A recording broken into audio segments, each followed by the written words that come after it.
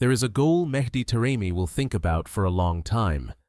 The 25th minute, Sophie Stadium, Inglewood, Los Angeles. Iran against Belgium, a match carrying enormous weight on the pitch, off it, and in the lives of those watching. A cleverly worked free kick disguised the run of the one man every Belgian wall defender was tracking. The ball reached Taremi as he spun away with the kind of movement only an elite striker produces, swiveling, striking it, watching it go in, then wheeling away in celebration. The crowd, including thousands among the roughly 500,000 Iranian Americans in Southern California, erupted. Then the flag went up, then came VAR, then silence. Taremi was offside, not by much, but the system showed 4 Iranian players were offside when the quick pass was played. The goal was disallowed, and the match stayed level until Belgium were reduced to 10 men, finishing scoreless on June 21, 2026. The result leaves Iran and Belgium both on 2 points in Group G, with one final match each remaining. Neither side can be satisfied. Belgium, with Kevin De Bruyne, Romelu Lukaku, and a goalkeeper of Thibaut Courtois' quality, could not break Iran down across 90 minutes, despite playing against 10 men for the final 24. Lukaku failed to score. De Bruyne's creativity produced moments, but no goals. Coach Rudy Garcia said his side lacked efficiency and played with too much emotion in key moments. But that is Belgium's story, and it is not the one that deserves the most attention tonight. The story that deserves attention is Iran's, because what this team is doing at this World Cup and the conditions under which they are doing it deserve to be told in full, not just the VAR call that erased a goal Taremi had earned with genuine quality. Go back to the beginning, because the context of this team's presence in Los Angeles is unlike anything any World Cup team has previously managed.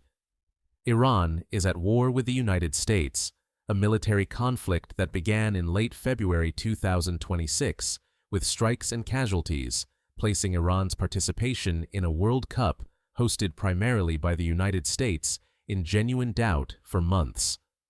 The country's sports minister had said participation could not happen under any circumstances. The resolution was one of the most remarkable logistical arrangements in this competition's history. Iran's base camp was established in Tijuana, Mexico, directly south of the California border. The team sleeps in Mexico.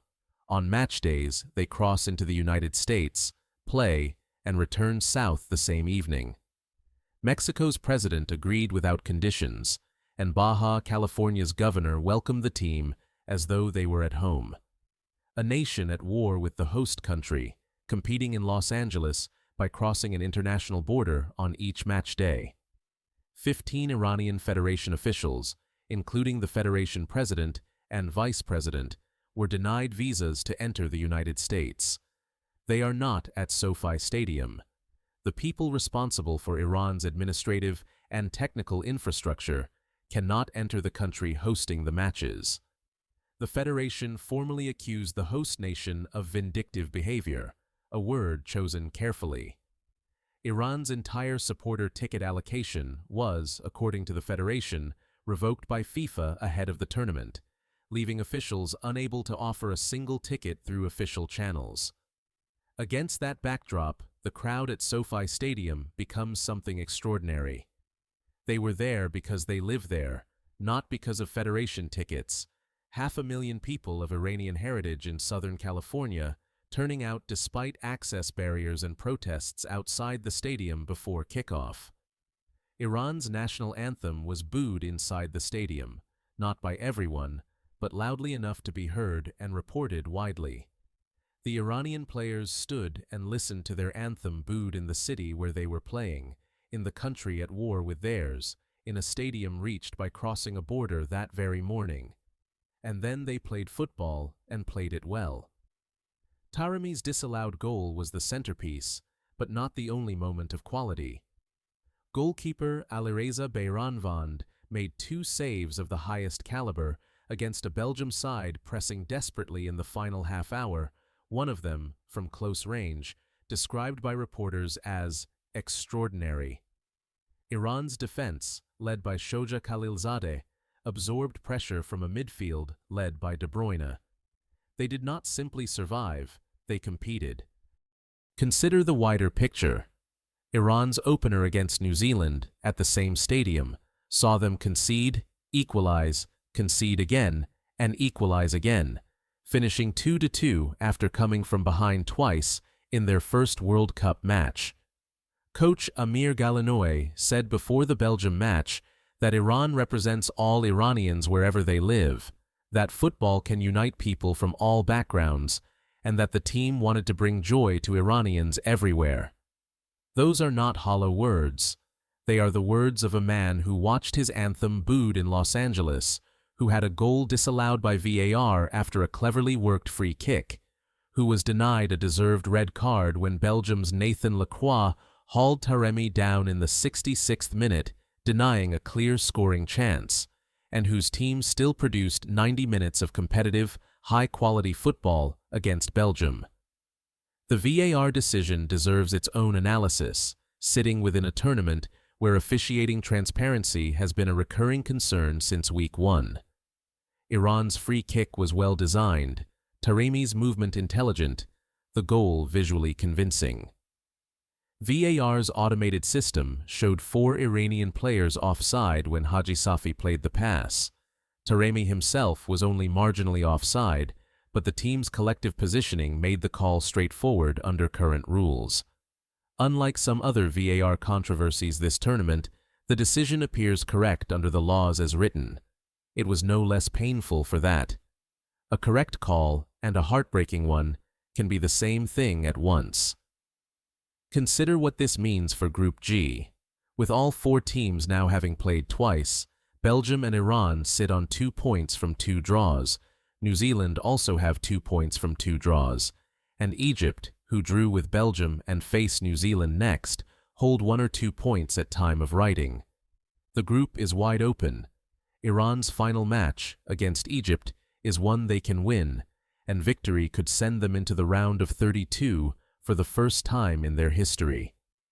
Given everything navigated to be here, the war, the Tijuana camp, the denied officials, the revoked tickets, the booed anthem, the VAR heartbreak, Iran's possible advance from this group deserves close attention. The football world is already paying attention.